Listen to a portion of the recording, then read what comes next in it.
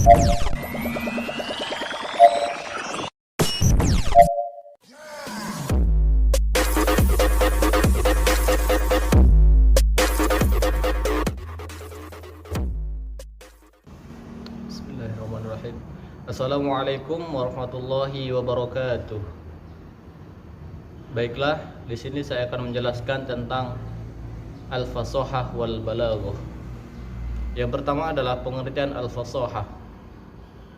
Fasahah dalam arti bahasa mempunyai banyak arti. Di antaranya adalah al-bayan atau jelas, fasih, dan zuhur atau nampak. Allah berfirman, wa akhi Haruna huwal afsahu minni lisanan.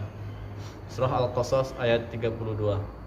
Yang artinya, dan saudaraku Harun, dia lebih fasih lidahnya daripadaku. Maksud ayat di atas yaitu perkataannya lebih jelas dariku. Adapun pengertian fasahah dalam arti istilah yaitu perkataan yang terbentuk dari susunan lafaz yang jelas, terang benderang, yang membuat pendengaran segera paham dengan apa yang dikatakan, dan juga sangat familiar bagi para pengarang kitab dan juga pengarang syair, karena suatu kata yang mempunyai sifat fasahah mempunyai keindahan saat dibaca maupun saat didengarkan. Fasahah juga menjadi sifat bagi al-kalimah atau kata, perkataan atau ucapan, al-kalam dan mutakalim atau pembicara. Bagaimana tidak? Setidaknya setiap kata bahkan ucapan yang dikeluarkan oleh mutakalim atau pembicara tentunya mempunyai nilai tersendiri. Ketika kata atau ucapan tersebut dikeluarkan dengan fasih atau jelas, maka ini juga menjadi sifat yang baik bagi ucapan dan orang-orang yang mengucapkannya. Fasahah sendiri setidaknya ada 3 yang paling mendasar dan harus dimiliki agar suatu ucapan dapat dikatakan fasahah atau jelas. Ketiga syarat itu adalah fasahatul kalimah, fasahatul kalam, dan fasahatul mutakallim.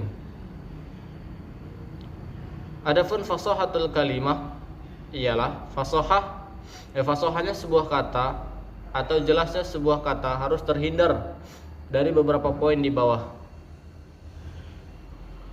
Yang pertama, tanafurul huruf. Yang dimaksud dengan tanafurul huruf yaitu karakter kata yang sulit atau berat saat didengar dan sulit juga saat diucapkan dengan lisan, dikarenakan oleh huruf-huruf dalam kata tersebut yang makharijul hurufnya terlalu berdekatan. Tanafurul huruf dibagi menjadi 2, yaitu sangat sulit atau berat saat diucapkan dan didengarkan, kemudian ringan saat diucapkan dan didengar. Contohnya seperti kata at-tufahu, air yang tawar, yang jernih. Mustashjirat, yang tinggi atau diangkat.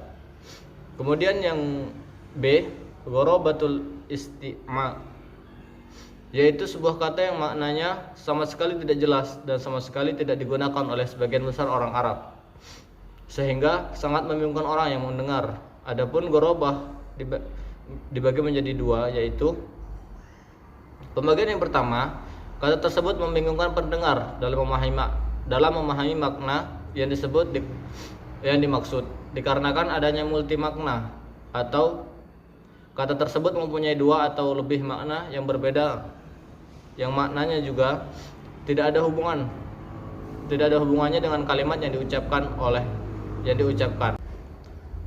Kemudian yang kedua, kata yang perlu diedit atau diteliti kesalahan penggunanya, karena memang perlu adanya penelitian bahasa yang khusus dan memerlukan pengecekan pada kamus-kamus yang lengkap dan kredibel. Contohnya kata takaka'a yang berarti berkumpul, yang diucapkan Isa bin Umar An-Nahwi. Kemudian yang C, mukhalafatul qiyas, yaitu Suatu kata yang tidak mengikuti kaidah-kaidah penulisan kata yang benar sesuai ilmu shorab yang diucap-ucapan orang Arab. Jadi kata tersebut sangat berlawanan atau berseberangan dengan kaidah shorab yang ada. Kemudian yang kedua ada fasahatul kalam. Fasahatul kalam yaitu selamatnya sebuah ucapan setelah jelasnya susunan kata-kata yang ada pada ucapan tersebut. Jelas dari sesuatu yang membingungkan makna dan kekerancauan kata. Maksudnya yaitu sebuah kalam atau ucapan itu harus jelas, terang, dan mempunyai makna yang bisa dipahami langsung oleh pendengar. Dan lafaz-lafaznya juga mudah. Maka dari itu, sebuah kalimat atau ucapan harus tersusun dari lafaz-lafaz yang jelas dengan maksud yang mudah dimengerti, mengikuti aturan penulisan shorab yang benar. Susunan kata yang juga harus mengikuti kaidah-kaidah nahwu dan juga harus sepi dari tanafurul kalimah, berat atau sulitnya kata saat diucapkan. Dan kefasihan suatu kalam atau ucapan harus terhindar dari beberapa poin di bawah ini. Yang pertama yaitu tanafurul kalimah mujtami'ah, yaitu susunan kata yang ada pada sebuah ucapan berat atau sulit diucapkan dan didengar. Walaupun ada salah satu kata yang fasih, jelas, mudah dipahami, tetapi karena susunan kata pada suatu ucapan hampir semuanya berat diucapkan lisan dan sulit dipahami pendengar, maka tetap saja termasuk tanafurul kalimah mujtami'ah. Adapun tanafurul kalimah ada dua macam, yaitu yang pertama benar-benar pengucapannya, agak ringan pengucapannya. Kemudian yang B, dha'fut ta'lif. Sebuah ucapan juga harus mengikuti aturan kaidah nahwu yang dipakai oleh sebagian besar para ulama nahwu. Contoh, sa'ada ulamuhu Muhammadan. Pembantunya Muhammad membantu Muhammad. Susunan kalimat bahasa Arab di atas lemah karena menyebutkan dhamirnya terlebih dahulu dan meletakkan yang didomiri di akhir kalimat.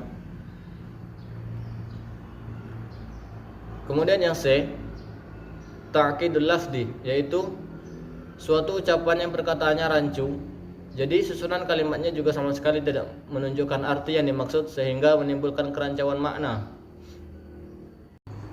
Kemudian yang D, ta'kidul ma'nawi, yaitu ketika susunannya membuat makna yang dimaksud tidak jelas karena adanya celah dalam pemindahan pikiran mutakalim dari makna asli kepada makna yang dimaksud.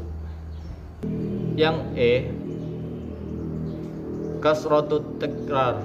Suatu ucapan agar menjadi fasahah juga harus menghindari kasratut tikrar, yaitu lafaz baik itu isim, fiil maupun huruf yang seharusnya diucapkan satu kali tetapi diucapkan berulang-ulang tanpa ada faidah, maka membuat tidak fasahatul kalam. Kemudian yang ketiga, fasahatul mutakallim, yaitu sebuah keahlian yang harus dimiliki mutakallim, orang yang berkata, yaitu cara dia menyampaikan ucapan dengan tutur kata yang mudah dipahami. Fasih, pemilihan kata yang baik dan mudah dipahami. Kata yang ia ucapkan seharusnya sesuai dengan ilmu shoraf. Susunan katanya juga rapi sesuai dengan tata kaidah nahwu dan tidak ada kerancuan pada ucapannya sehingga pendengar segera paham dengan apa yang ia ucapkan. Kemudian yang kedua ialah balaghah. Balaghah dalam arti bahasa adalah sampai dan mencapai. Contoh kalimatnya adalah balagha Zaidun muradahu. Zaid sudah mencapai tujuannya. Balagha rakbu al-madinata. Para penunggang unta sudah sampai di kota. Maka sudah jelas bahwa arti balaghah menurut bahasa adalah mencapai dan sampai. Adapun pengertian balaghah secara istilah yaitu balaghah merupakan sifat dari ucapan dan mutakalim, orang yang mengucapkan, sehingga dapat dikatakan ucapan yang baligh, perkataannya tercapai sampai dengan yang dimaksud, dan mutakalim yang baligh. Balaghah juga dapat diartikan sebagai kesesuaian antar konteks ucapan dan situasi. dan kondisi lawan bicara yang disertai dengan penggunaan kalimat bahasa yang fasih dan jelas dan juga mudah dipahami. Balaghah sendiri tidak dapat menjadi sifat untuk kalimat, dan perkara inilah yang membuatnya berbeda dengan fasahah. Balaghah mempunyai dua bagian tersendiri, yaitu balaghatul kalam dan balaghatul mutakallim. Yang pertama adalah balaghatul kalam. Apa itu balaghatul kalam? Balaghatul kalam yaitu ucapan yang baligh adalah ucapan yang sesuai dengan keadaan lawan bicara, disertai dengan fasihnya lafaz-lafaz pada ucapan tersebut, baik itu perkataannya maupun susunan kalimatnya. Dari pengertian di atas dapat diambil kesimpulan bahwa ucapan yang baligh yaitu ucapan yang menyesuaikan situasi dan kondisi lawan bicara, serta lafaz-lafaz yang diucapkan juga fasih, tidak fasih atau jelas, baik susunan kalimatnya maupun bentuk setiap katanya.